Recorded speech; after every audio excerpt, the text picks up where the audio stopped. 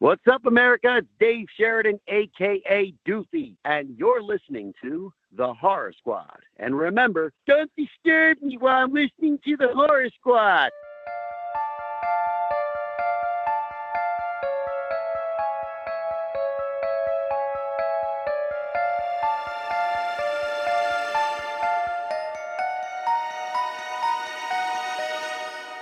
Hello, everyone, and welcome back to the Horror Squad podcast. This is episode number 404, where tonight we will be talking about Scary Movie. Which Scary Movie? The Scary Movie, the comedy from the year 2000.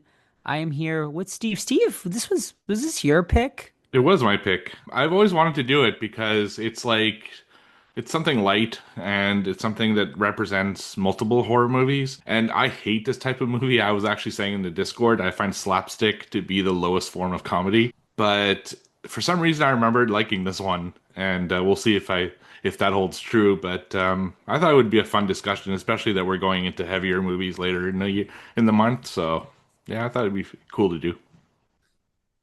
Excellent. And I mentioned Steve, and we're here, of course, as always, with Todd as well. Todd, how you doing? But you look a little different. You sound a little different. You're a little under the weather or something this week. What's going on?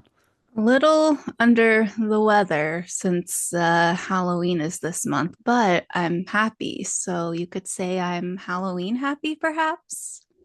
Oh, Yeah. very So nice. it's the Wow. best you've looked and sounded in years. So Thanks. Agreed. yeah, well, glad to have you on, Todd. It's always a pleasure to have you on, and Thanks for having me on, I'm guys. pretty excited. Honestly, this came together at it's but just a bunch of Halloween. We had tables next to each other, and I was psyched to hear that you were gonna come back and say hello, and I'm really excited about this episode because of it. Yeah, I can't wait to hear Yes. your thoughts on Scary Movie. I love it. I mean, I won't get into it now, but I was so excited to hear that you guys were going to review it. When's the last time you had seen it for both of you? Oh my gosh, probably a very long time ago, but quick story, real quick. I do remember it was like a first date that I had gone on, and I had an asthma attack during it. So we had to leave early, and I was Oh, so embarrassed. But then I went back like by myself to go see it, and I just thought it was so funny because I'm a huge fan of the Wayans brothers. So yeah, it's been a long time. So it was good to revisit it. Yeah. yeah. I was like obsessed with this movie when it first came out. I remember because it was like the perfect. I was like 13 or whatever when it Mm. came out, so it was like the perfect like humor for that age.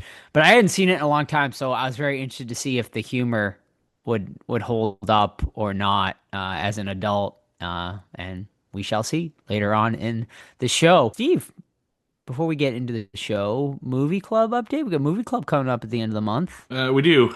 This month is going to be on Friday, October 24th, where we will be doing Ernest Scared Stupid at the request of a few of our listeners who attended last month and said they hadn't seen it. And currently in our Discord, they are voting for another movie to add to that double feature. I split it between Halloween movies and horror movies, and I haven't actually checked in a while what's going on in there, but yeah, I mean, come to our Discord, vote, and that's the best way to, pick what you want to see, and then come to the movie club and watch it. So right now it's a tie between Halloween Party from 2020 and The Town Without Halloween from 2024. Are So those super bad movies?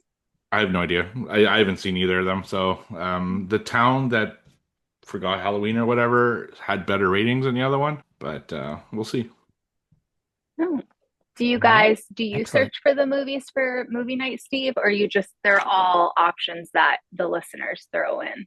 No, so usually I'll get like an idea for a theme and then I'll find eight that are available because they have to be available for me to show them to people. So Hmm. like a few months ago I did stuff from my watch list. Last month I did stuff from different listeners' watch lists. Like I just picked eight people that I knew had like a watch list on Letterboxd and I picked one out of their watch list and I just changed the theme and pick movies and hope we'll find something.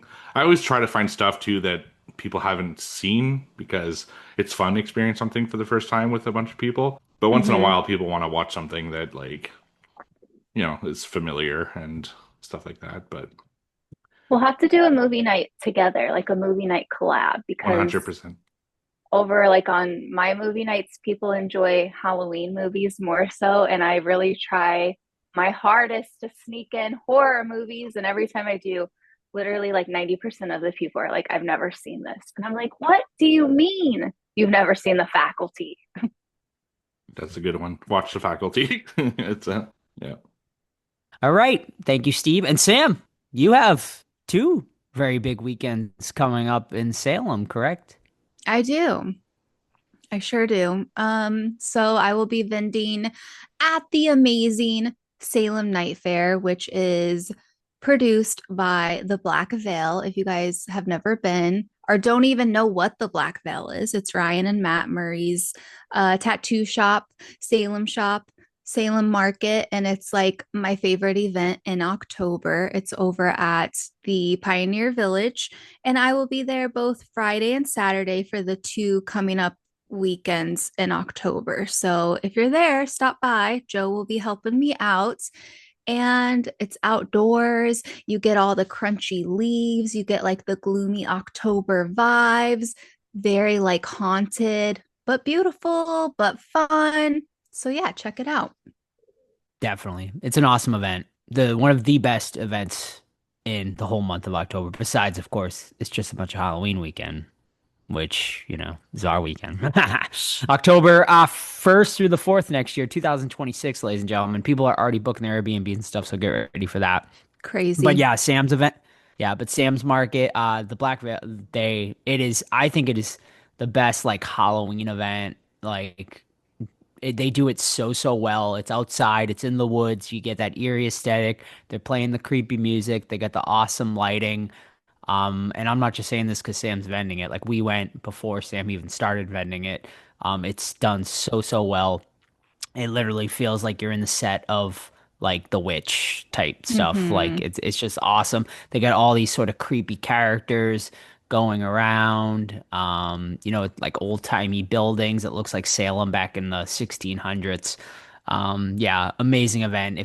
If you can't come this year, I mean I think it's worth the trip, honestly, just to come at least once to experience it because they do it up so well. It's a fantastic event. So please come out, support, local artisans, local vendors, and Matt and Ryan Murray over at Black Veil. They're just awesome dudes. And yeah, I highly recommend coming past nightfall because when it first starts, it's a little daytime, but you get the full aesthetic at night. So I would come like around 7-ish, I think is like 7, 8 o'clock is like the perfect time to go. And it's 5 to 10. And this year it is, they are charging a little money. It's $10. You can buy it online, salemnightfair.com, or $10 cash at the door this year. And it's definitely worth the price of admission. So come on out.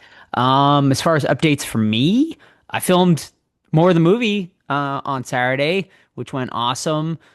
Filmed the finale scene, obviously, which is like the biggest scene sort of the movie, the most important thing. So we had a full day of filming, just about. I think we filmed I think we actually got started around 10, but we had a lot of prep work prior. So, from about 9 to 5, I think so yeah, we had a good chunk of filming. So now I am 99% done with the film, just two little, really quick scenes left to film, and then I'm 100% done. So it feels good to be, at the finish line filming wise, and then we turn it over to Steve for the editing process and whatnot. But I think we're still on track for early 2026 release. So stay tuned for that. And then one final thing, Sam and I did our yearly haunt visit. We went to Fright Kingdom in Nashua.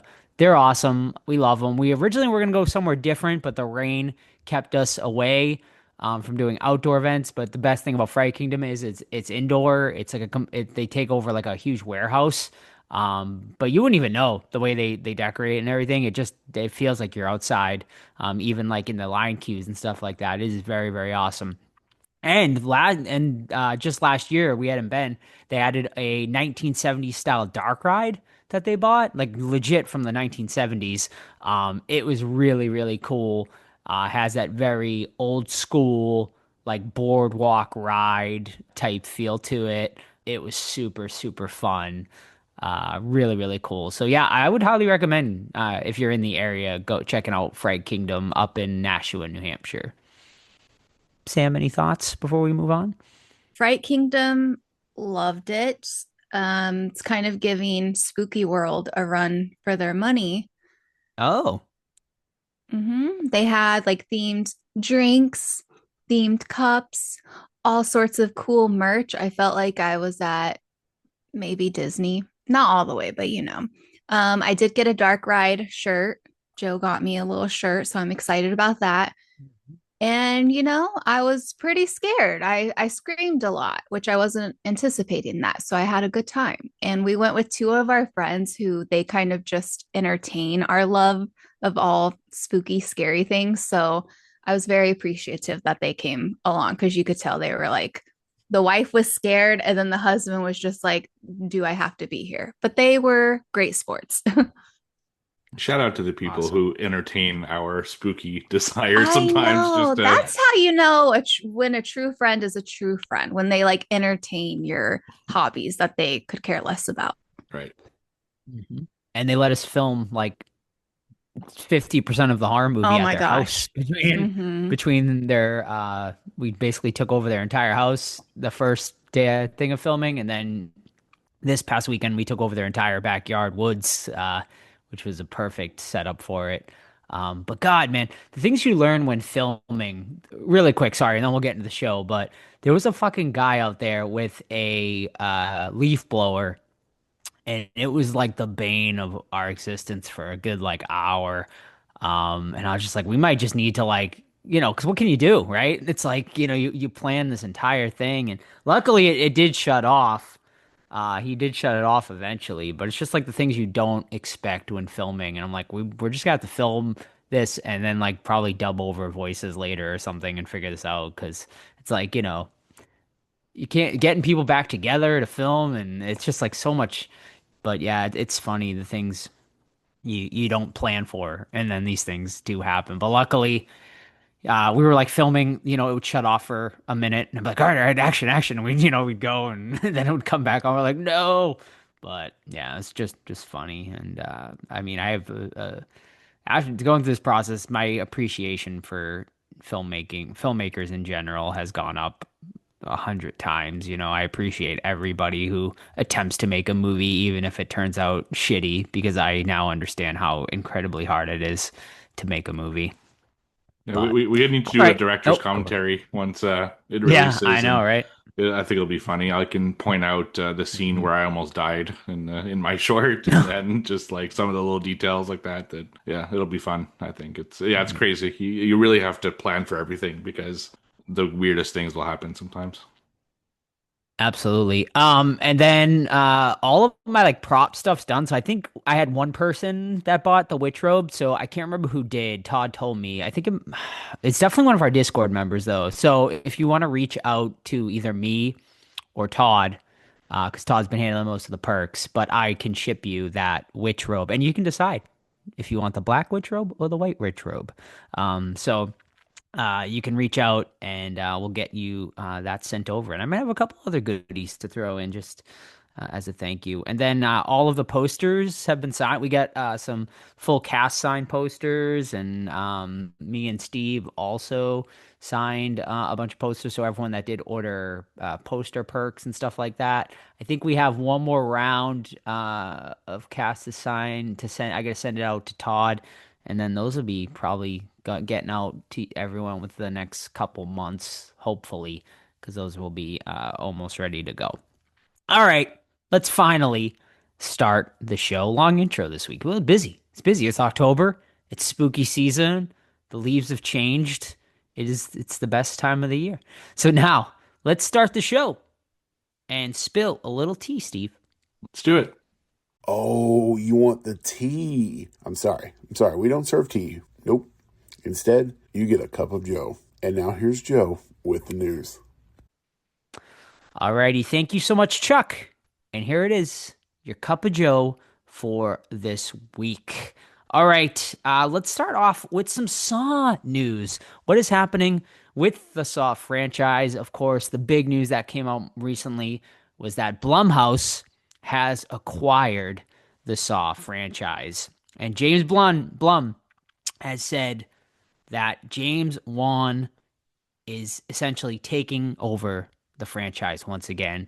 Of course, James Blum and James Wan have combined forces. Atomic Monster and Blumhouse, they are in bed together, I guess, right? Is the best thing is they acquire they're best buddies now, working together. And James Blum had this to say in his latest interview. He said, "It's really hard to make 10 movies in a franchise. I don't take that away from the original series producers, and I'm grateful to them for allowing us to continue. My creative outlook is what I always preach. Get the people who made the magic in the first place more involved. So James Wan will be hugely involved. That's how we're going to reinvent this franchise." And then James Wan also chimed in and said, "Saw holds a special place in my heart. Coming back to this world with a fresh perspective is thrilling and deeply personal for me. This will mark a significant creative return to the franchise for the first time since the early days, and I'm very much looking forward to embracing the original spirit while also pushing the legacy forward in bold, unexpected ways." Joe, did you say James Blum? Yes, they merged together. Sam. Did I? Yes. they are now one. James Wan and Jason Blum. Yeah, that's what we're calling them now. That is what you guys call them? Okay, I was like, that's not right. I think it was probably a mistake, yes. James Wan and Jason Blum have combined forces, though. Yeah, I think Blum bought Atomic Monster, if I'm not mistaken. Really? And now they're under sort of one umbrella, although they're working as still separate entities, but, they're under the same house.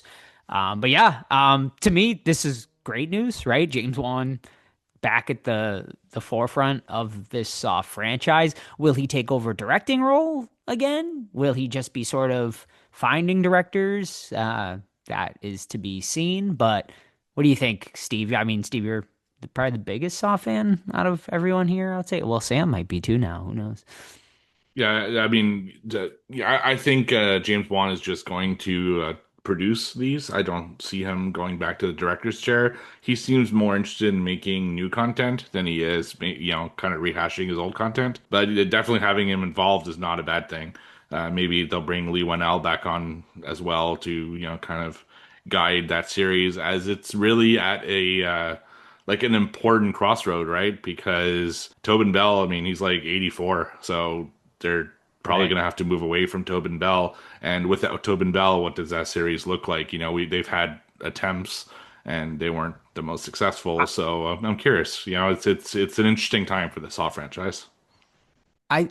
Sorry, Sam, I'll let you go in a second. I think you just pass the torch to Amanda. I think she takes over, right? She's young. Johnny Smith is still on the young side. It makes sense. She's the protege. I mean, why not just let her sort of be the new Jigsaw at this point? Would we like that, though? Sorry. I don't know. I don't know, but it makes sense. I mean, it makes sense in my head. I would like it, but also there's been so many Saw movies that I'm kind of lost of how we ended with Amanda that I'm like, oh, I mean, it'll still be entertaining, right? But I'm just like, I don't know. I mean, I love the whole franchise of Saw. I do wish that James Wan would direct it, but I would prefer like new movies from him, obviously. But I do love Amanda. So I guess I don't know. I guess they would just need to do it right, where it's not like the same old stuff just like spat out to us, Do you think, and I'm not advocating for this particularly, I'm just thinking out loud. Do you think Blumhouse is going to do with Tobin Bell what Disney did to James Earl Jones and buy the rights to his voice, so that regardless of who takes care, who takes the mantle in future films, it'll still be Jigsaw's voice, at least on the tapes, and that'll be a way to conceal it, kind of the same way they could do with Roger Jackson with Scream. Just keep that voice, but still have different people interpret the it'll be a whodunit basically. Who's the one that's copycatting the Jigsaw killer? Yeah. I mean, I think it makes sense, right? And I'm sure Tobin Bell would happily lend his voice out, to carry on that torch, or you use the other's voice from Absolutely, Spiral. the guy from It's a Handmaid's better Tale. voice. Yeah. Yeah.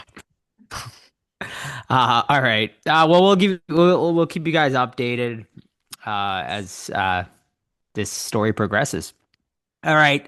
Next, it's been rumored for a very long time the fate of the Monroeville Mall, of course, the home of Dawn of the Dead.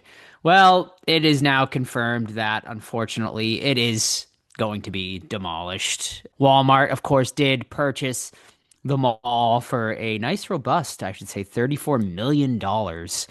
And when they did that, everyone was like, well, that's probably the end of the Dawn of the Dead Mall. Hasn't been confirmed. Well, it is officially confirmed as plans have been established for it.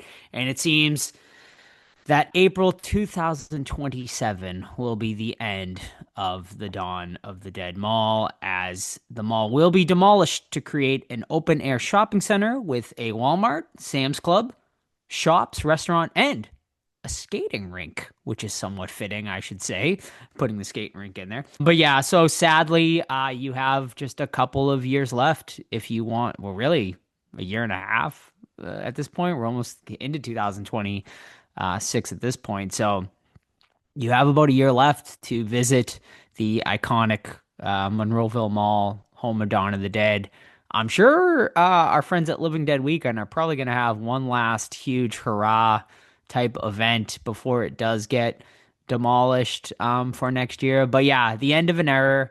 Malls obviously are sort of a dying breed at this point, so I don't think it's overly surprising. But yeah, if you would like to go and pay your final respects or do the pilgrimage for your very first time, which we did just last year, you can go and see it before they tear it down, sadly, in about a year. Steve, you're the biggest Dawn of the Dead fan on the show, Todd as well. But how do you feel about this? Is this sad, or are you just like, it's, these things do happen sometimes? I'm very disappointed, obviously. It's like a mecca for me. But I also get it. Like if there was some shitty mall in my area that had a really cool movie filmed there, at a certain point, you also want that space to like not be so shitty. And the Monroeville Mall, let's face it, it's not the greatest mall. A lot of stores are closed in there, a lot of empty spaces. It's just like a dead mall, and they need to reinvigorate that area. So I totally get it, but I'm definitely disappointed. I just hope that they either somehow like preserve a piece of it at least to put into the new mall, maybe keeping like certain walls or anything like that, or they tear those things apart and sell them, similar to what they're doing with the covered bridge from Beetlejuice. Sell pieces of it and online. And please, for the love of God, give that one dude a piece of marble for like his bathroom or something, because exactly. I was thinking the same thing. yeah, he deserves it. I think at this point, I've never seen someone be so passionate about marble in my life. So. Yeah. Hilarious. Yeah, I'm hoping. Do we lose Joe? I don't know. I'm too busy looking at my zoomed in eyebrow. Joe's gone. I don't even hear him talking out there. He's just frozen for. He just gets sucked into the fucking frozen screen. Bereft with grief from the Dawn of the Dead Mall closing. I get it, Joe, but damn, Oh my God. That's so crazy, though. All right, we're taking over, Sam. We're just gonna keep it going without Joe until. So wait, Walmart just buys it, but then they sell it to they probably sell it to whoever's doing the mall company. Is that how that would work? Walmart bought the lot, and they're leasing their spaces to different companies to put their stores. Yeah, so they bought the whole lot. I mean, that is such a shame. It's kind of sad, but hopefully the people who want to be able to go check it out. Hopefully they can. I'm glad that we had the opportunity to. Yeah, exactly. Mhm. Yeah. And like I was saying, I got cut off there, but I hope the Living Dead Museum is able to acquire a lot of this. And I mean, they're in the mall right now, but I'm hoping they'll find a new home, obviously, and they'll be able to get a lot of the iconic pieces. So, that can live on in their museum forever, which I'm sure they will. Maybe they'll rent Alrighty. like a smaller shop in the plaza. Maybe maybe. that would make sense, right? Keep it where it was at one point. So yeah, that would be cool. All right, a couple more stories here. Of course, with the success of the Barbie movie last year, Mattel is, trying to strike while the iron's hot, and they had announced a Magic 8 Ball movie to be made. Well, that has now shifted, as we are now going to be getting Magic 8 Ball television series, ladies and gentlemen. What's interesting about this is that M. Night Shyamalan will be involved, as he'll be directing and co-creating this series. As far as what is to be expected out of this, that is to be seen. But I'm thinking they're going to go maybe like a Twilight Zone type thing with this. I'm hoping. Maybe different stories like involving like a Magic 8 Ball every week, like people like shaking the Magic 8 Ball, and it starts with a different type of story every week. Is it going to be like, or is it going to be an episodic like actual storyline every week? We'll see. We don't really know as of yet, but M. Night Shyamalan will be directing some of the episodes, and yeah, I don't know. You guys excited for this at all? Sam? Question. Yes. Okay, so am I supposed to know what the 8 ball thing is? Like Magic 8 Ball, like you shake it, you ask it a question, and you shake it. I The know Mattel toy. that, but I Yeah. didn't know if there was like a show from a long time ago that No. they're No, it's Okay. just Mattel wants to, after Barbie, Mattel wants to make more movies based on their toys, and they're like, "Oh, Magic 8 Ball, let's do a horror series." Oh, Apparently. they made Mhm. the Magic 8 Ball. Yes. Okay, I was wondering what the connection was there. Mhm. Interesting. Maybe they should do a Barbie sequel and it is about their Halloween Barbie dolls. Oh, all right, love it. Now, I would watch that over the Magic 8 Ball, to be honest. Magic 8 But Balls I'm- only spit out like yes, no, or maybe. Like how fucking interesting could it be? Like a Ouija Yeah. board would be more interesting, but than an 8 ball. That's True. true. So it would just be like, and you may have said it would just be like an anthology series. We don't know yet. It not enough. No details really been released on it. Just Shyamalan came out and said, "We're doing this." He posted the script on probably the first episode, and we'll see. I don't know. I think it'd be better as like almost like a anthology creep show type thing, but Agreed. we'll see. We'll see what they do with it.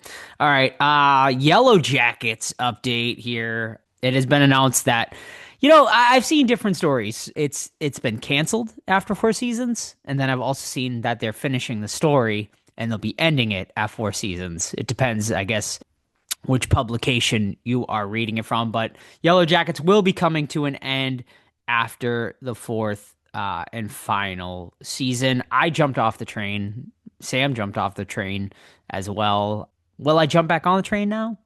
Now that I know that it's going to be done after 4 seasons, I might, just to see where they go with it. Sam's shaking her head. She's done with it.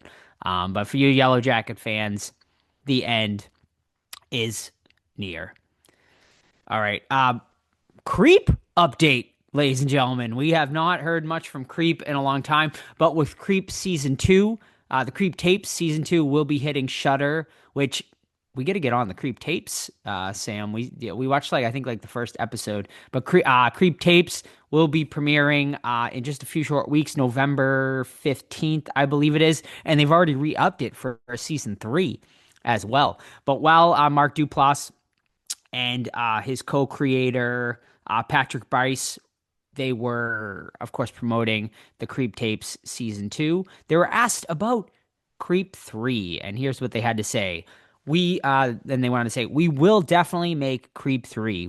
But we want Creep 3 to be kind of a defining end of a sentence. This was what co-creator Patrick Bryce said about it. He said it should be something that closes things up. And then Mark Duplass went on to say, I think Patrick and I were a little paralyzed after we made Creep 2 to make Creep 3. They were so successful. And when I say successful, I mean the core fans loved them so much, we really didn't want to make anything unless we felt it could match or in some way supersede that, you know. The format of the Creep tapes afforded us the freedom to return to the universe without the pressure of a feature. Formality, there's more chaos involved in the television show than in the movies. But when you're trying to wrangle something in like a movie, it just becomes so difficult. You want it to be perfect. So Creep 3 will be coming, it seems like, but it seems like they're taking their time with it actually coming. But it's exciting to know that it's in the back of their heads. They want to finish off this franchise, and we'll see. I'm assuming I don't think it's coming anytime soon. It sounds like it's going to be some years out, but we will eventually get a final chapter to this Creep story. And finally, is Ellen Ripley returning to the Alien franchise, ladies and gentlemen? Well, some very interesting thing came about this week at New York Comic Con as Sigourney Weaver was a guest, and she said that she has met with Disney and she has read 50 pages of a new script and she liked it, and she's very interested in potentially returning to the Alien franchise. Thoughts? Good idea? Bad idea? Let Ellen Ripley rest? I mean, I'm here for it. Okay. I'll see. I'm here for it to see, you know? Okay, you're on the fence then? You're like, I'm interested, but yeah. Like, I'm interested. I want to know more. I hope it's great.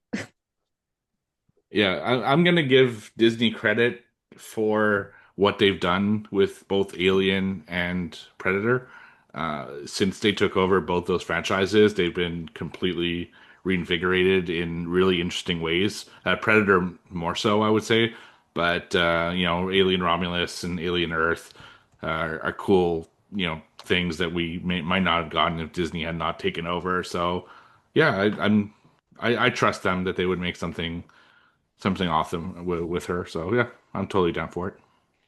Yeah, I'm down. I mean, why the hell not, right? I mean, Sigourney, it's been so long since we've seen Ripley, and yeah, man, it'd be awesome. It'd be awesome to see her back one sort of final last time after all these years. We saw her very briefly in Ghostbusters Return in a very, very minimal role. But to me, she's always been Ripley. Like, of course she's attached to Ghostbusters too, but she's just... And Avatar, probably more so these days. No, fuck Avatar, man. Fuck that. I've only ever seen part one. I never continued on with the sequels, but right. Have you? Yeah, I watched Are they good? The sequel. I mean, one I really liked, but two was a lot of the same to me. And then but she's we got in both, third coming out now, and the third's third, coming fourth, out soon fifth, too, right? Yeah, sixth, whatever. Yeah. Yeah, man, I'm over the blue people flying around or whatever. The box office isn't though. No, they're not. Apparently, people love those. I don't know who's watching them, but someone. Apparently. Yeah. People apparently. I was so excited when that movie first came out too. But I don't know. I just didn't care. I think they didn't strike while the iron was hot, right? They waited way too long for that sequel. But anyway, Ellen Ripley would love it. Hopefully we see Sigourney Weaver back in the Alien franchise. She seems very open to it. And hopefully we get an awesome Alien movie very soon. All right, and that is it for horror news this week. And now, it is time for What Watched. So tell me, what y'all been watching this week? Let's start with Sam, our guest.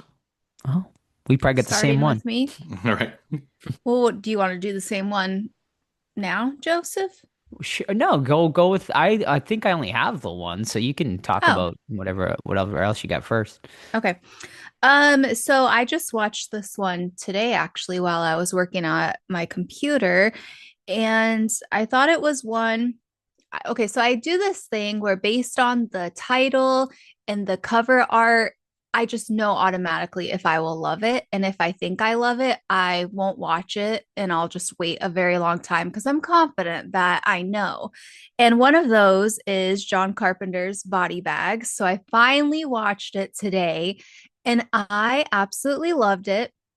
So it's an anthology for anyone who hasn't seen it. It came out like in 1993 and it has three stories. The first one is probably my favorite. I think it's called Unleaded and it's about this woman working at a gas station. Bunch of different men that are kind of creepy come up to her while she's working the overnight shift and you don't know like which guy is going to be the worst that she runs into and it's her first shift and whatnot, so she's like learning how to run the gas station and everything. And then the second story, I don't know the title of it, but it's about a guy who he's an older guy and he's experiencing hair loss and he has like a younger girlfriend and he's thinking, oh, I have to do something with my hair so I can feel sexy and whatnot. So he ends up getting a hair transplant. So that's kind of like a fun story on its own. And then the third one is actually directed by Toby Hooper, and that one is called I don't know, maybe like the baseball player, baseball man. And that's about a baseball player who loses his eye. And he kind of, that one I did kind of space out because I was working. But if you haven't seen it, I highly recommend it. It's so, so good. Have you guys seen it? And yes, we've talked about it. We've talked about it. Actually, we've talked about it several times on this show. Really? Well, we just did Toby Hooper retrospective. We did the Toby Hooper retrospective, so we talked about it. Okay, I wondered. I couldn't remember if you guys have done a John Carpenter's retrospective, but next I year knew about Toby. Yeah. Okay, he's up next. Yep. Nice. Yeah. We had to amend our rules because our rule was that it had to be a deceased director. But we ran out of like. I mean, we could have did Fulci. Yeah, but it's the man. That's such a big. Yeah. Anyway, Carpenter. We have to do Carpenter. He's not going to make a ton more movies, so no, he's next up. Wait, so did you guys see Body Bags like a long time ago, or did you see it later on in life? Well, I watched it for the Toby Hooper retrospective because it's co-directed, so it's like last year. I just watched it for the first time, I think like a couple years ago. But yeah, it's been like sort of a reoccurring, for whatever reason, thing on this show where it keeps getting mentioned now. It's funny. It's isn't he great as a host, though? Like John Carpenter? Yes. Yeah, I was like, I want more of this. Yeah. Yeah. And did you notice who was the baseball player? I mean, I probably should. I know there were a lot of famous people. He was in The Long Walk. He was also the voice of Chucky in the remake, Mr. Mark Hamill from Star Wars. Yes. Oh, yeah. Yep. All right, Steve, what you got? Oh, all right. Steve, everyone loved it. You didn't like it? I didn't say I didn't love it. Sam liked it less than me, I remember. I just kind of wished, what did I wish? I wish that there was like a bigger twist of like who the sergeant was going to be, or I wish that we didn't know that the men knew that if they don't make it, they would die. Like, I wish that was more of a shock. You know what I mean? Mm-hmm. I actually think, spoilers for The Long Walk, if you haven't seen it, just like 2 minutes. My bad. What I'm about to say, it's a spoiler. I wish they went with the book ending in this one. Do you know what it is? Oh, no, tell me. So it's the same two guys at the end, but they reverse. So the other guy kills himself, and then the other guy like wins. You know, the black guy kills himself, and then the white guy wins. But he's so fucked up by that point, by day 5, that he just keeps walking. He just, in his mind, he just keeps walking because that's what he's like kind of programmed to do. And he just drops dead. So it's like a totally my God. Bleak. Yeah. Very bleak. But I actually prefer that ending personally. It's still a cool ending, but I thought that was cool. All right. So my first one this week is a movie I watched over on Disney Plus, and that is 1983's Something Wicked This Way Comes. I'd never seen this one. It just never aired, on TV when I was a kid. But I hear that people have nostalgia for this one. So this is a story about this mysterious guy called Mr. Dark, who comes into town, and he's like opens a carnival overnight. Just one night, the train is coming in, and then the carnival's popped up. And at this carnival, he makes people's wishes come true.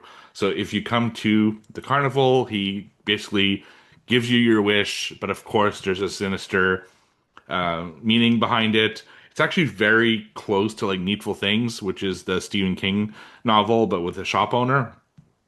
And it's up to two young boys who notice the carnival coming into town and notice that there's something off about this whole thing to basically save the day and stop Mr. Dark from fulfilling his, fantasy of basically, killing everyone in the town through their darkest wishes. So this is one, like I said, I'd never seen, and I feel that having nostalgia for it probably helps a person's score. It was still interesting in that I love carnivals, so it was cool to see that. It reminded me a lot of Funhouse, which is another one from Toby Hooper, and ironically, it's the same kid from Funhouse as well. So that probably helped with that comparison. And there's cool creatures, a few cool kills, but they do a lot of CGI. And in 1983, CGI did not look good. It's just like big flashes, and they way overused it, I think, in this one. And the film was just it had like a really odd pace, and it got confusing at times, like what was going on. And I find that they didn't do like the best job at establishing certain characters, so you don't really care what's going on with them. I will say Jonathan Pryce, who's mostly known for Game of Thrones. He plays the High Sparrow, and he's also known for Pirates of the Caribbean. He plays Elizabeth's father. He's really good as Mr. Dark, and I think the film is okay. Not something I would rush out to see or anything like that. But if you like that kind of era of dark Disney, Mr. Boogedy, and maybe it's a little more hardcore than something like Halloween Town. But if you like that kind of 80s Halloweeny Disney stuff, I would recommend this one. So that's Something Wicked This Way Comes over on Disney Plus or Hulu. I don't know if they merged in the US yet. It's at Disney Plus. Okay. Steve, would you say is it like based around Halloween, or is it just like like spooky during the summer carnival? I don't remember if it's on Halloween night. I don't think so. I think it's just around Halloween time, but it Oh, definitely okay. has Halloween vibes because it's all about like a dark carnival, right? So it's Like Halloween decorations and stuff? yeah. And now Okay. this is the second carnival movie I've seen in a row where there's a peep show.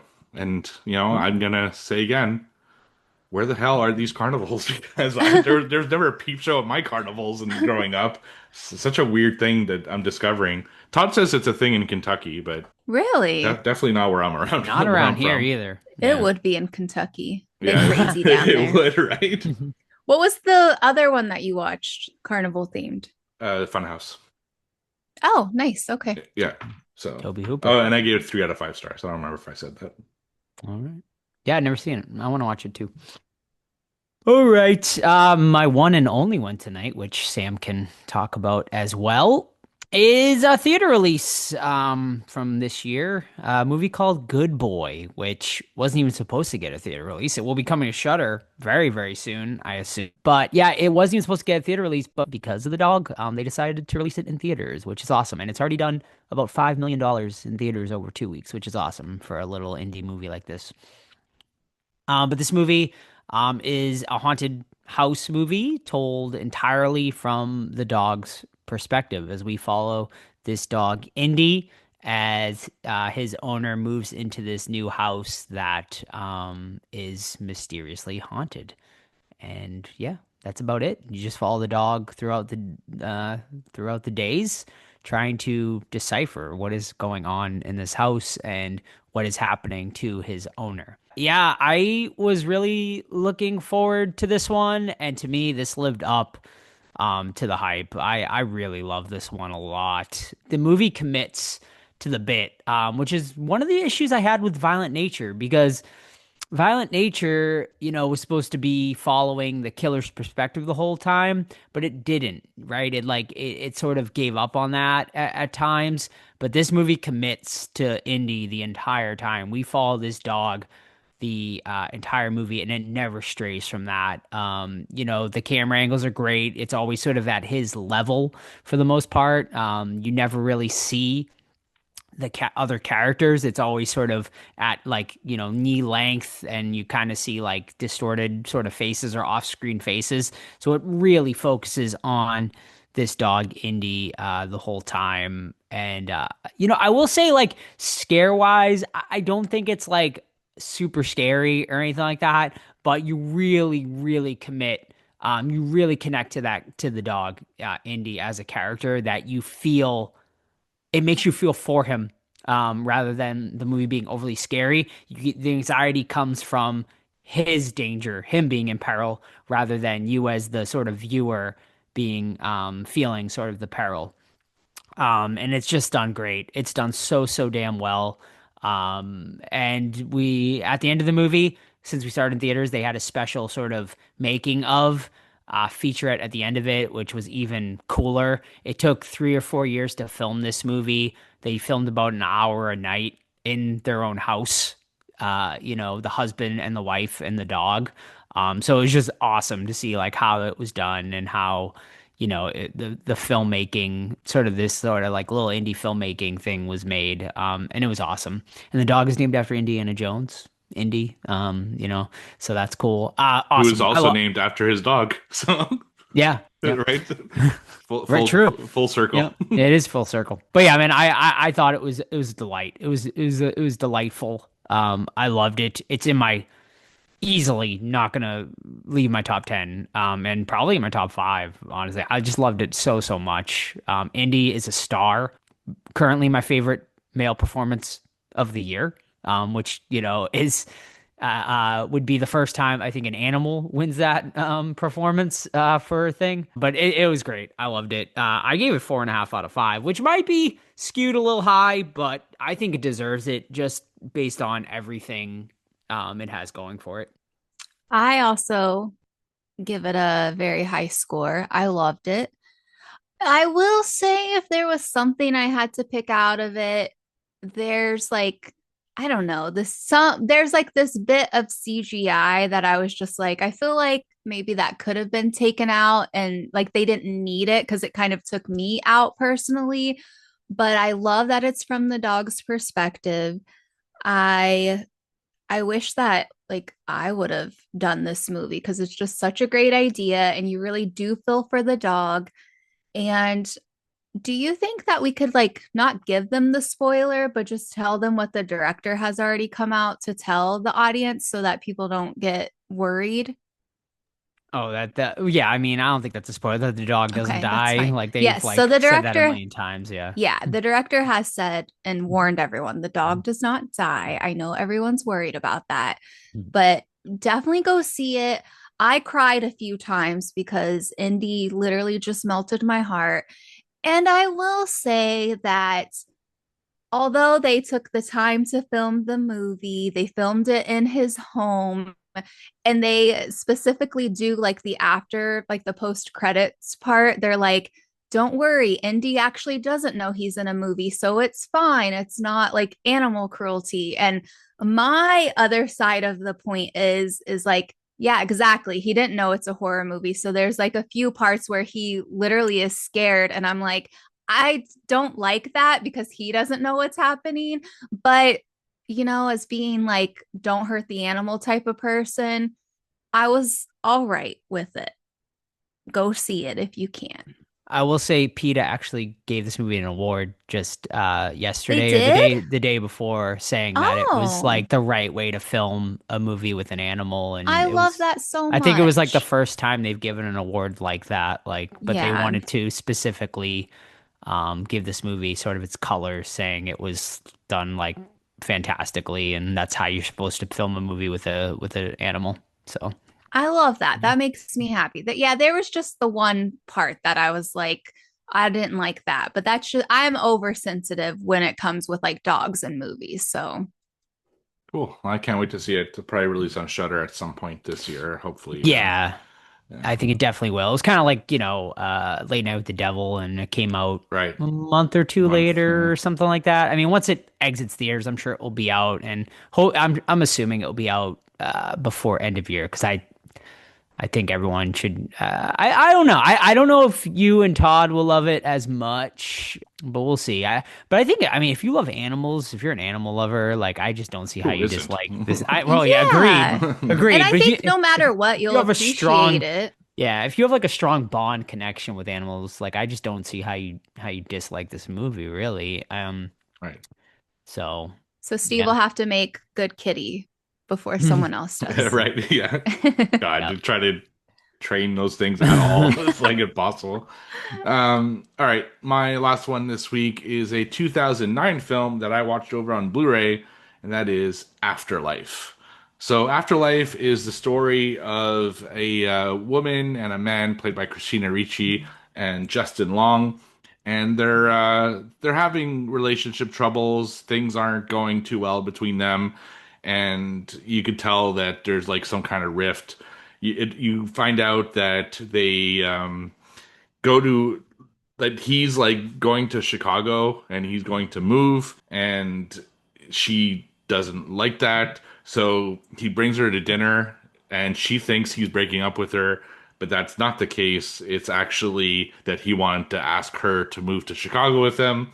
They get into a big fight and she leaves the restaurant, without ever finding out what he actually wanted, and she gets into a car accident and dies. Then this is really early in the story, so it's not really a spoiler or anything. Then she wakes up at the funeral home, and the funeral director slash undertaker is played by Liam Neeson, and he starts performing, his rituals and stuff on her. He puts makeup on her, he dresses her, he does all that stuff, basically preparing for her funeral. And the rest of the story is about Christina Ricci and Liam Neeson having conversations about death and about what's going on. And it's up to the viewer to figure out, wait, what's happening? Is she really dead? Or is this just Liam Neeson as some type of weird serial killer who makes people think that they're dead so he could do kind of stuff on them? And the movie does a great job of presenting solid evidence on both sides. I could see it really going either way. In some ways, I think she's definitely dead because this. But in some other ways, I think, oh, maybe she's not dead because of this. Which also leads to a few issues because there are contradicting things that happen throughout the movie, which wouldn't make sense either way. It's a really interesting one. It's one that I've been thinking about since I watched it a few days ago. And it is slow. Like, there isn't a whole lot going on because it's mostly through dialogue between Liam Neeson and Christina Ricci. And you have Justin Long, who's like trying to figure out the mystery, kind of, as well, which is far fetched because she died in a car accident. So there shouldn't be any reason for him to kind of doubt that she's dead, but he does for some reason. And then there's this boy who also plays into it who might have the same gift as Liam Neeson of seeing dead people, or he's also in on the serial killer thing. It's an interesting movie. I think this is one people should check out at least once. The movie doesn't give you a definitive answer, but it's almost better that way because it really makes you think like, okay, so which one is it? Is she dead? Is she not? It's fascinating. And if you're a Christina Ricci fan, there's a lot of her that you're going to see in this movie. She spends a good 40% of the movie naked, which is interesting, as someone who grew up with her, which is really off-putting because I knew her more like for her younger stuff. But yeah, so that's Afterlife. I gave it 3 out of 5 stars. I might bump it up to 3.5 just because it's lingering with me so much. Definitely a good one-time watch. So check it out. Awesome. All right. Anything else? I think we went through everything, right? Sam, you got anything else? Sam? Yeah, I do have something real quick. Okay, let's go. All right. So Let's another hear thing it. that well, you will if you no, I'm kidding. Steve's like, can you guys hurry up? I'm sickly. Okay. So I know that we've talked about American Horror Story. Usually we'll try to jump on the train and then we literally just throw our body off the train because it just gets ridiculous. But I have been missing Evan Peters on my screen. So I was like, let me go back and watch one of the seasons of American Horror Story. So one that I did not finish. I think I only watched 1 or 2 episodes of it. Was season 7. I think it was actually called, what was it? If anyone knows before I get to it, tell me. Oh, season 7, Cult. So it came on in 2017, and I think just at the time it was a little, I mean, it still hits really close to home, obviously, but at that time I was like, this is just too much. I can't handle it. So I stopped watching it. But I went back to go visit it, and it's like during the election of Trump and Hillary. And pretty much Evan Peters, he plays this guy called Kai, who's like, I don't know, he wants to create a cult.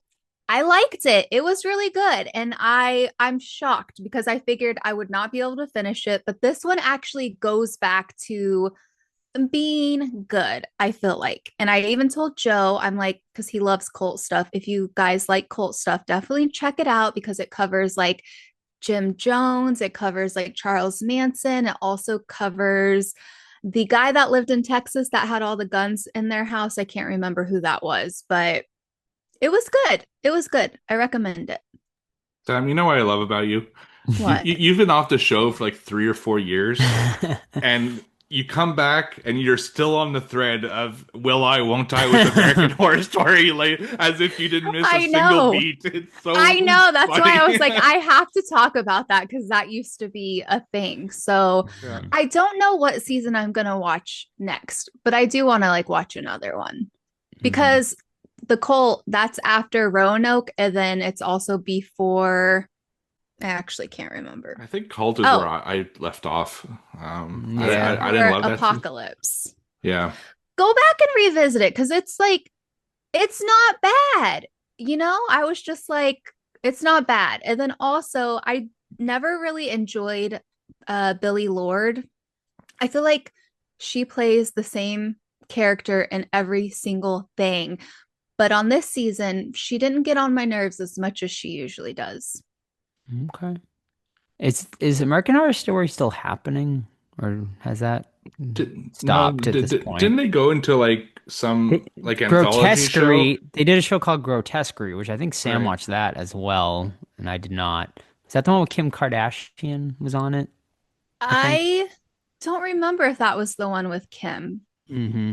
And then But- now Ryan Murphy's doing the Monster series, so I think he's abandoned that, and But he's also doing another series with like Kim Okay. Kardashian and a few other women where it's all women lawyers. okay. We did watch the first episode of Monster, the Ed Gein show. I don't know. I it's okay.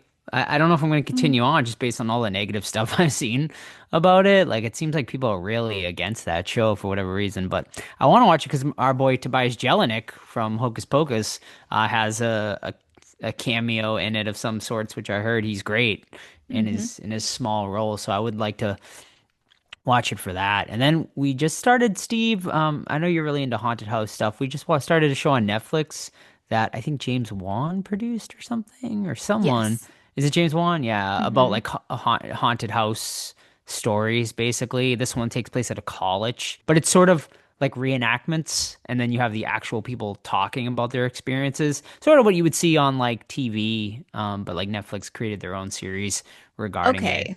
It's okay. Like no. Like what you see on TV, I think it's better than that. I think it's will better say than that? because Okay. normally I don't care for the reenactments because I feel like they're too cheesy, but they did such a great job with the production of the reenactments that it really makes you feel like you're like, am I watching a true story? Am I watching like a good horror movie? So they did a really good job. I think we watched maybe 3 episodes, but I think you should check it out because I'm pretty sure that now a demon was growling at me Wow. last night because I was watching this show. Mhm. And I'm reading a book about exorcisms and stuff, and I was too afraid to read the book Yes. because I was like, I don't want to call no demons in our apartment. We also summoned something in the woods when we were filming. Oh my as well, God. which we didn't talk Joe about. summoned something. Joe summoned something, not me. Save I me, mean, Jesus. I did some research and I wanted to be authentic, so I used real symbolism and witch's chants from, Wiccan mythology, but it was all good stuff. Like none of it was bad. But while we were filming, our lead actress got stung by a bee. And then I stepped on a bee's nest that was in the ground, and a bunch of yellow jackets started like swarming us, and stuff like that. So yeah, it was kind of bizarre. And then like the bees kept like following our lead actress around like the entire like filming segment. So we were kind of joking that maybe we summoned something. I don't think we actually did, but that was kind of funny. All right. Thank you, everyone. And now it is time for our main event of the evening. Scary movie from, of course, the year 2000. Directed by Keenan Ivory Wayans and starring John Abrams, Marlon Wayans, Carmen Electra, Dave Sheridan, and who else? And Regina Hall, cannot forget her. Shannon Elizabeth, Sherry O'Terry, and Anna Faris as our lead, Cindy Campbell. Plot. A year after disposing of the body of a man they accidentally killed, a group of dumb teenagers are stalked by a bumbling serial killer. It's an okay plot synopsis. We don't have Todd tonight, though. So who would like to fill in the big shoes of Todd and tell us a little more about Scary Movie? Sam's already immediately shaking her head. So that leaves one. Steve, let us know a little bit more about Scary Movie. Just call me Timu Todd tonight. So yeah, this is basically a recreation mostly of Scream. It starts off the same way as Scream does. You have Carmen Electra, and she gets a phone call, and it's Ghostface, and he wants to know what her favorite scary movie is. You all know what happens from there. She farts, she makes a big popcorn thing on her stove, and she gets chased by Ghostface and eventually killed by a car. I think in this one she gets run over by someone, her dad getting a blowjob or something like that. Then the story takes place. It's basically the group of teenagers, and they're talking about things that are happening in their town. People are dying, and they also recollect that they killed someone the previous summer, and they're getting notes that are saying that I know what you did last Halloween, and they're starting to get concerned about it. And one by one, their group starts getting killed off as they try to figure out who Ghostface is and exactly what his end goal is. So, like a Scream is basically the plot of this story. So, yeah, I'm curious. What do you guys think of a Scary Movie? Sam? Who doesn't love Scary Movie? Right? Joseph. I'm sure people don't. I'm sure people don't. There are probably people who don't like the slapstick humor, like Steve said. I mean, I get that, but I feel like those people can appreciate, like, it's the first of like its kind, right? No. Well, I mean, maybe the like first a parody, like parody horror. Maybe parody horror. I'm trying to think if there was anything before this parody horror wise. I think this was the first parody, like for mainstream horror. at least. Yeah. There's definitely not the first parody. There's a ton before this. Not first parody, no. Yeah. Like obviously not. But I mean of the horror genre. I think so. That Yeah. I can think of, yeah. Mm-hmm. Yep. Yeah, yeah, I mean, like I said, I remember loving this as a kid. And I've seen it like bits and pieces, obviously, on TV, but it's the first time I think I've sat down and actually watched the entire movie in quite a long time. And to me, it holds up. I don't know if it's because I loved it so much as a kid and I've seen it so many times, but I think the jokes still are great. They hold up. I mean, it's obviously times have changed, right? And a lot of these jokes now might not fly, but I have a very dark sense of humor. So to me, like I am all for comedy being comedy, and comedy at times is meant to like offend or like be like over the top and stuff like that. So I am 100% on board with separating like comedy from reality. And to me, like this like is just a great example of just great comedy, making fun of everybody and everything,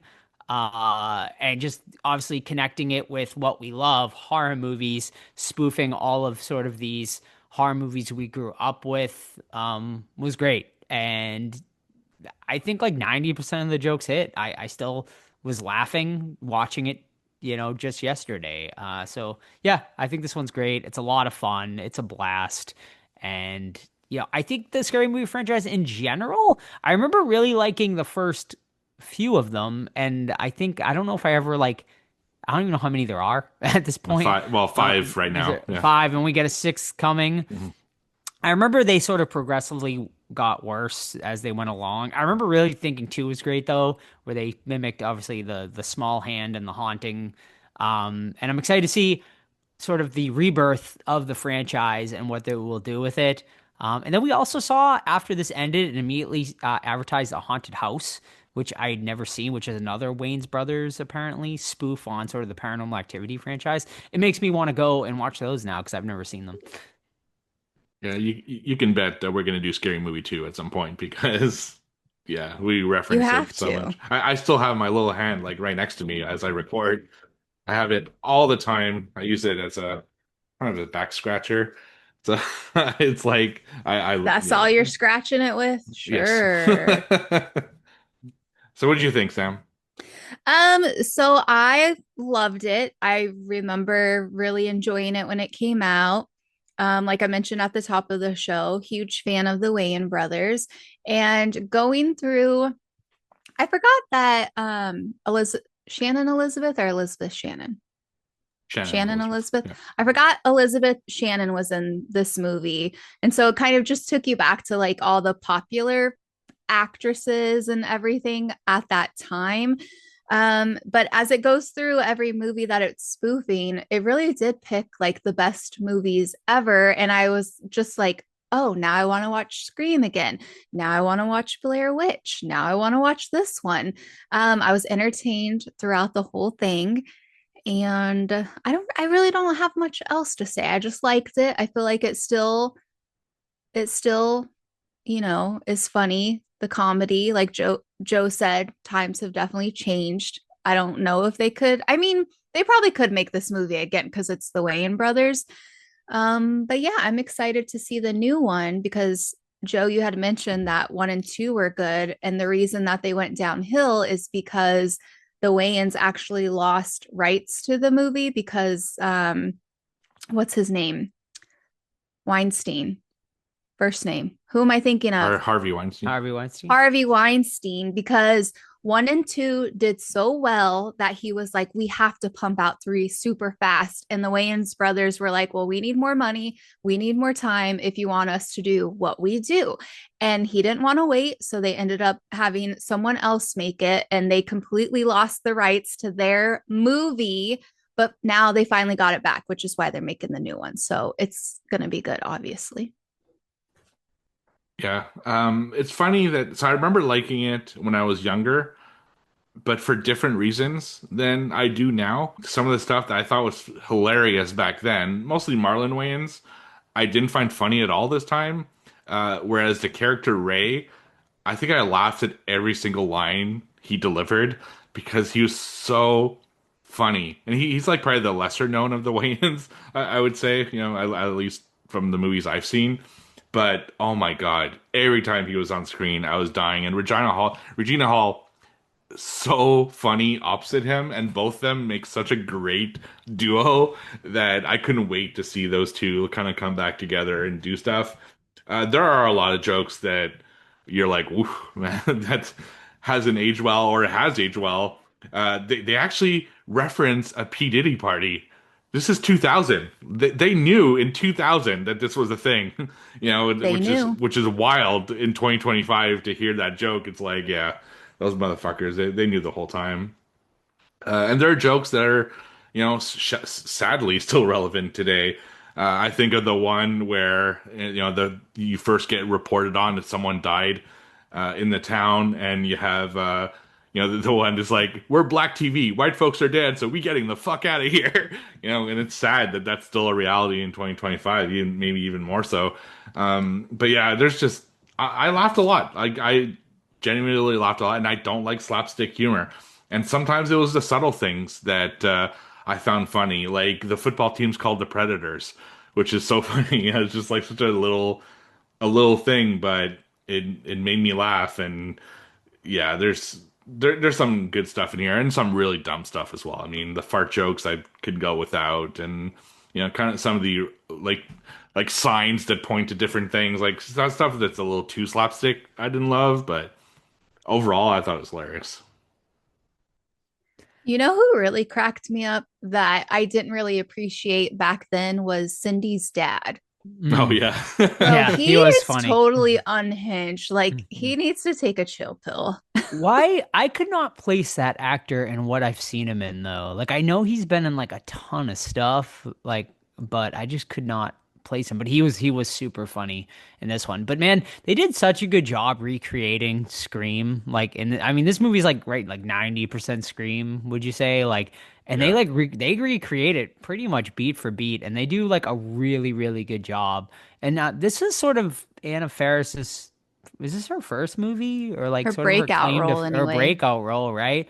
I mean, after this, she really blew up and Yeah. was doing a lot, and I'm glad to see she's gonna come back to the franchise and do another one, and Regina Hall as well. So it's gonna be great to see both of them back. But so they recreate Scream. I Know What You Did Last Summer. The Blair Witch. blowjob scene was thinner, right? I assumed. I don't know if You they're know, referencing Which Thinner. one's what scene, Joe? the blowjob scene where he hits Carmen I mean, Electra's I, character. I think I that's thought it was just, thin. I immediately no, went to I think thinner, that's like but any, you know, okay. blowjob in the car scene. You know, it could be the Pamela Typical Anderson. blowjob. Yeah, you're right. Like, Just the blowjob I joke. just highly doubt that Thinner's where their mind went to. All right. I'd be impressed. Blair Yeah. Witch. And is that it? Really just a few? Is I there mean, anything else they li- I referenced? feel little- like there's a few other. Yeah, there's like little jokes to other stuff, but that's Mhm. definitely kind of the big Yeah. ones. Yeah, The big ones, yeah. yeah. Joe, the reason why you recognize that actor is because he was in The Burbs, Little Monsters, Blank Check, all sorts of like 90s big Okay, hits. yeah. He was the limo driver in Blank Check. I remember that for sure. I don't remember him in Little Monsters, though. I don't know what he played in that. That's actually a movie I think we should review, Little Monsters. That is a great intro to horror type kids movie that actually might be my pick coming up in a few weeks. If the Discord wants to hear us review Little Monsters, I think it'd be a fun one to review.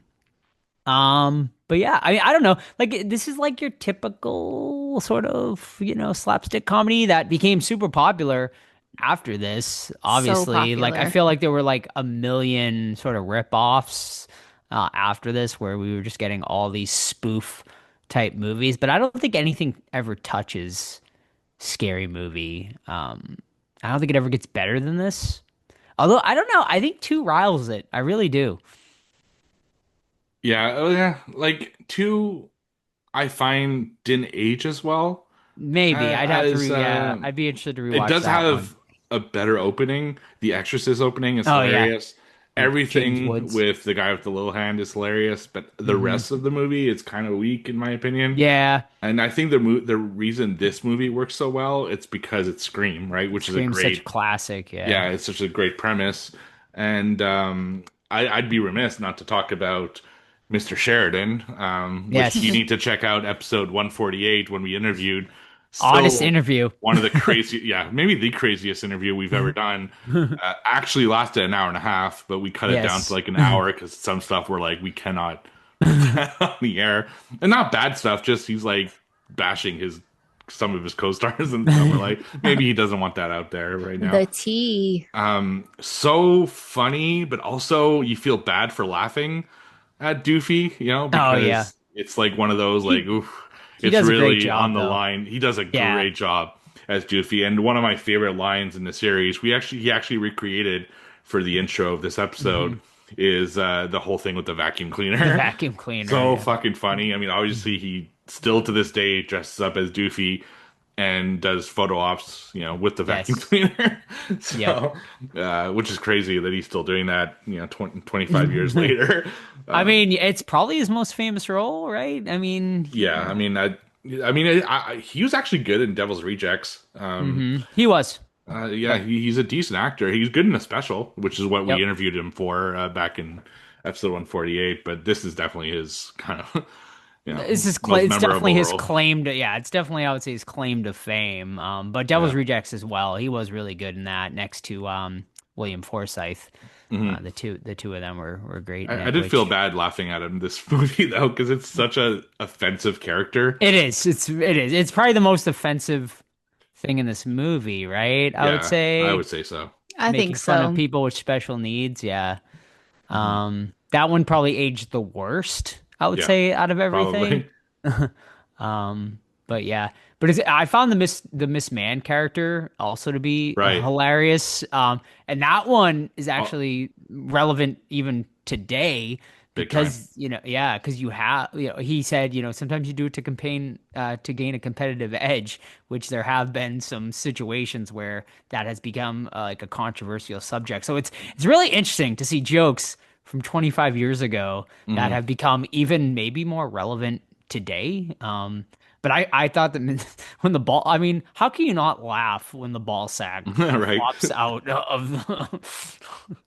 I think It's so that's when funny. I fell asleep for like Yeah, I think you 10 did fall- minutes. right. Yes. Yeah, and there's a lot of stuff. Now, you know what did not age well, in my What? opinion, the "what's up" joke. Me and Sam did mention this. God, I was Did like, we?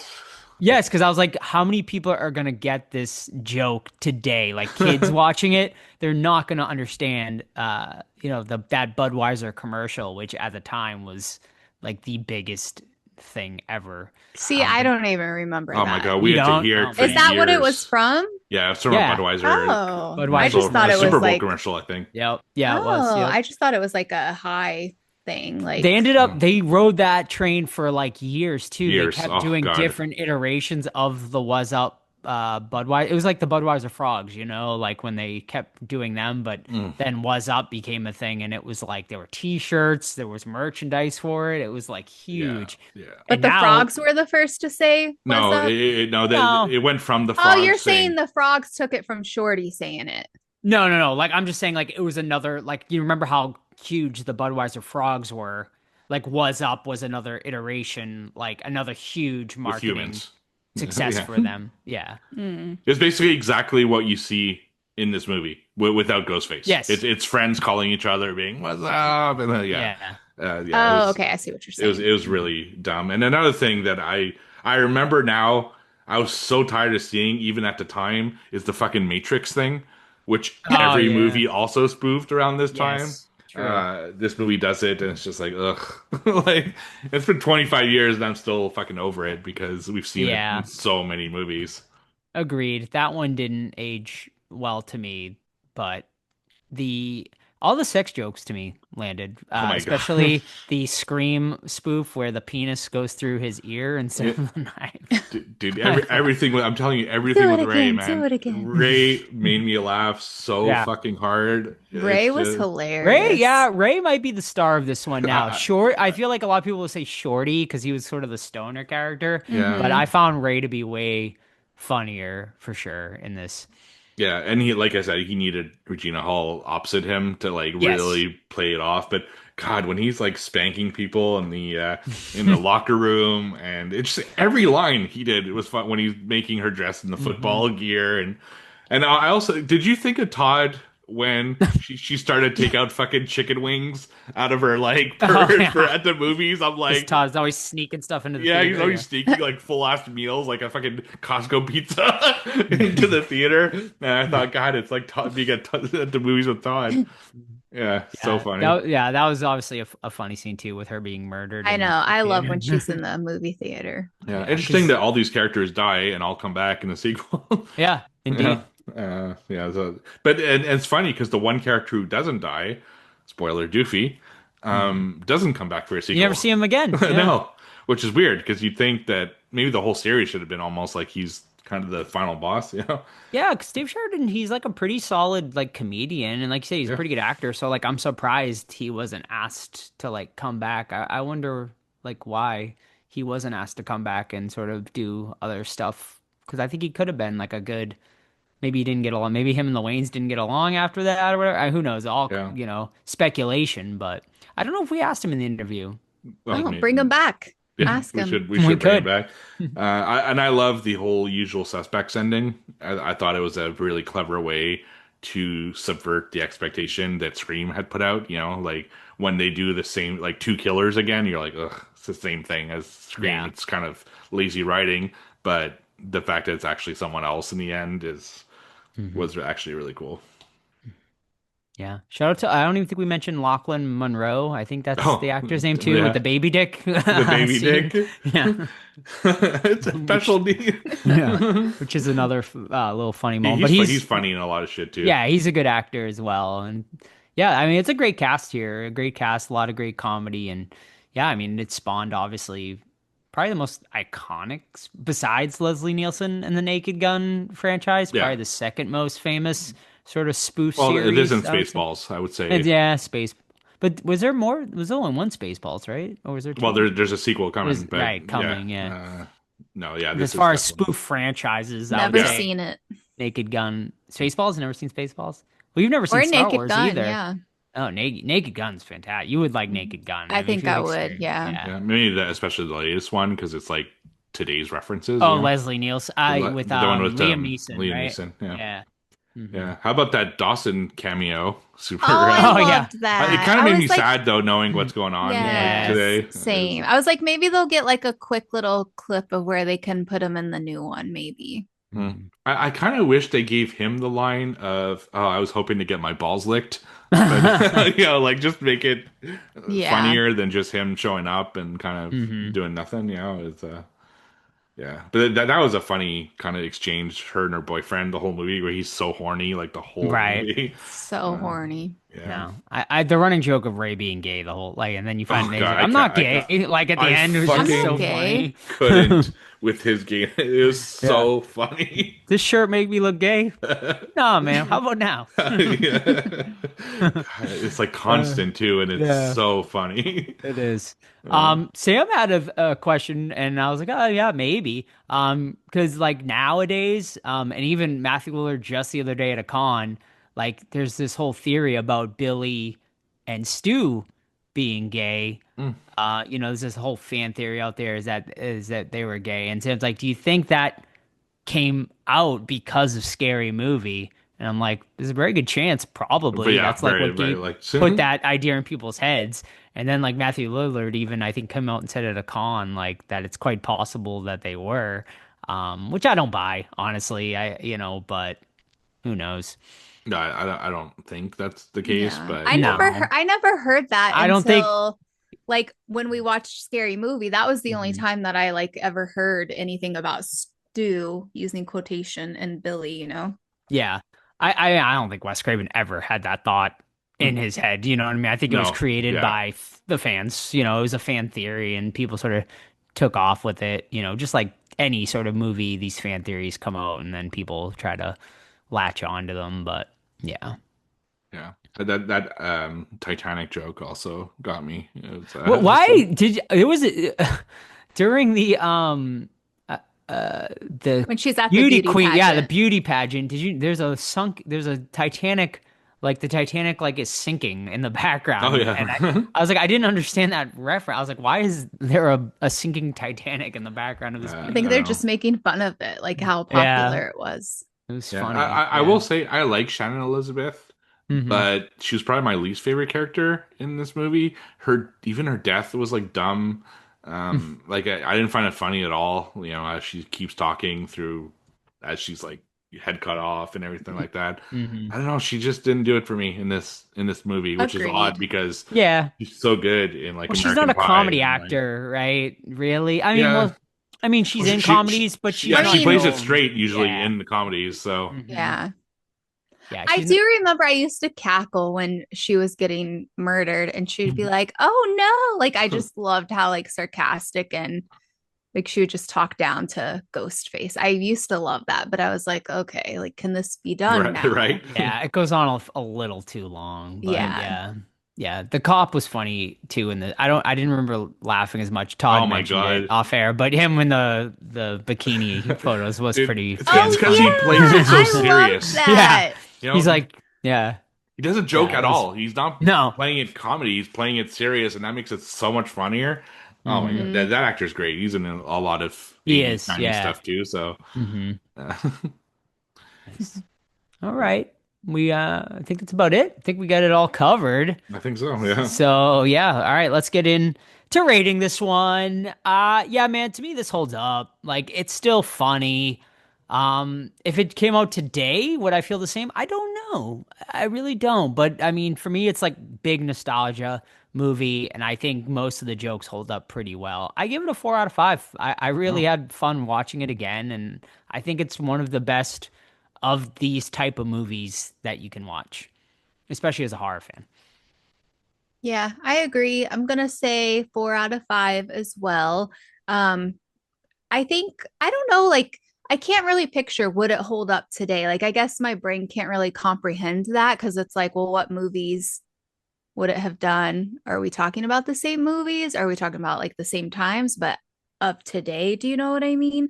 But I We'll still find out think, soon with the new Yeah. one coming yeah, out. that's true. hmm Well, I heard that they're gonna spoof Nope in the new one, so I'm very excited about that. But yeah, I think it's good. I think it's funny. I love that it captures like all of the iconic moments in the horror movies that we grew up with. So 4 out of 5 for me. Yeah, I'm a slightly lower at 3.5 out of 5, just because, like I said, slapstick to me is like the lowest form of comedy. It's just not, I don't know, it's very hit and miss. You know, some jokes made me laugh, some jokes just really didn't hit with me at all. But I enjoyed it. I enjoyed watching it. It's a fun movie. I'm looking forward to doing part two at some point. And yeah, I think but I do agree that it drops off after that. Like 3 to 5 is just not good, you know. So I don't know if we'll ever do those, but two at least we need to cover at some point. When is 6 coming out? I mean, I'm sure we're going to cover that Next October, when it I does think. come out. Yeah. I'm Yeah. excited. It was actually on the Uh, schedule for this year, but apparently they had like issues getting it off the ground, so Oh, okay. moved to next year. All right. Well, I Remind look me, forward wait, to it. real quick for 2. I remember really liking it, but I thought it was just there was too much of the haunted It was house. Like I know all it about takes the place haunting. Yeah. when pretty they're much. I just felt like they could have done it. It was just I don't know, something dragged on to where I got kind of bored. I can't remember what it was, but maybe it was the guy with the hand. I don't remember, but It was essentially all in one setting too. It was that's like what I the didn't whole like entire about it. movie was in the Yeah. haunted house, so like it never moved away from that. So yeah, Mhm. that was definitely from memory. I remember being sort of the weakest part. Yeah, that's something we got to do at some point too. The Haunting, the one with Yeah. Owen Wilson. Oh, with and, what's her face from The Conjuring too? Is in that The Conjuring 2. the first Conjuring movie? Oh yeah, that's right. Yeah, Yeah, yeah. she's the main Yep. star of that. Yeah, that's Yep. right. With Catherine Zeta-Jones and Liam Neeson again. Yep. Oh, Which yeah. we just watched The Conjuring on Saturday, I think. Actually, We watched it twice, like in I know. Uh, Yeah, we have. All right. And what do our friends over at Letterboxd have to say about this one? Currently sitting at a 3.2 out of 5 over on Letterboxd. So pretty high for a movie like this. And that's it, folks. That's going to wrap it up for this week's episode. Thank you so much to Sam from Thanks, Halloween guys. Happy Sam, for please come back Coming soon back. this time. We're doing Halloween and 31 very soon. That would be a fun one to have you on. Maybe Black I'll Phone be 2. back. There. Maybe it's already on the books. Maybe. Oh. But not 3-4 years, please. That's too long. Definitely not. Excellent. Yes, maybe we'll see Sam popping up here and there more often, hopefully as sort of a what would All you right, call let's it? not scare the listeners off.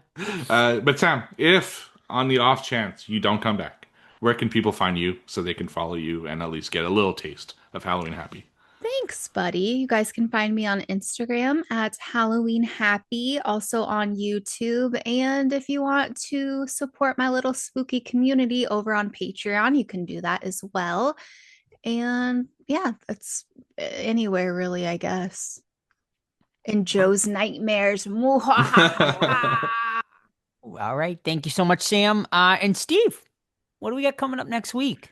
We are going on the complete opposite of the horror Mhm. spectrum, and we're going to do the Black Phone 2. I'm actually going to rewatch the Black Phone this week because I need a Same. little bit of a refresher. I'm really looking forward to this one. It looks like You they're going in are. the right direction, in my opinion. It looks like they ripped off Nightmare on Elm Street, which I'm okay Which, with. yeah, right. So I'm looking forward to it, but hopefully it doesn't disappoint. But honestly, 2025 to me has been pretty good so far. So It's shaping, yeah, it's getting better as the years gone by on for sure. Yep. yeah, I'm I liking mean, my I'll just list. throw it in if you want to see Black Phone 2, just watch the trailer. It's like the whole movie, but whatever. What do I That's know? every trailer these days. Not every trailer. Not Just every about. trailer. This Frankenstein one trailer looked definitely. awesome too, by the way. I cannot wait. Yeah. It's getting great It's early getting- yeah. reviews too. which we're doing in November for Yes. those who are wondering. Mm-hmm. Mia Goth, Jacob Elordi, Guillermo del Toro. How can you go wrong? And it's getting a very extremely limited theater release. So some areas are going to be getting Frankenstein in. I heard it's getting in theaters, but it's getting even more limited in IMAX, which is what I would love to go see it in, and if we can. So check your local theaters or whatever, and you might be able to go see it in theaters. Because I think I can't believe it's not going to theaters, honestly, but.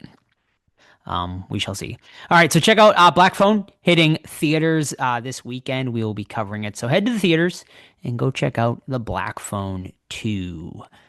In the meantime, you can keep up with the podcast, Facebook, Twitter, Instagram, Threads. Just search the Horror Squad Podcast. You can email us anytime, the Horror Squad Podcast at gmail.com.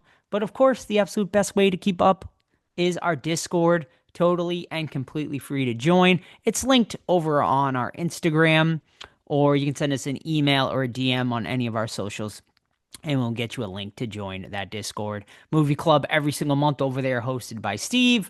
We also have a VR club for those of you at VR, which, by the way, Blumhouse VR just Club. yes, we What the play heck? mini golf. We just mini golf. played a haunted carnival map in mini golf like last week, and it was the Cool. most fun ever. Yeah, it was super fun. We do that every once in a while, so yeah. Nice. Yep. And Blumhouse just announced like a venture with VR with their it's gonna be like an immersive horror movie watching experience. And I think they're releasing Black Phone and Megan, I think, as their first two movies. Did or you something like read that. into what it is?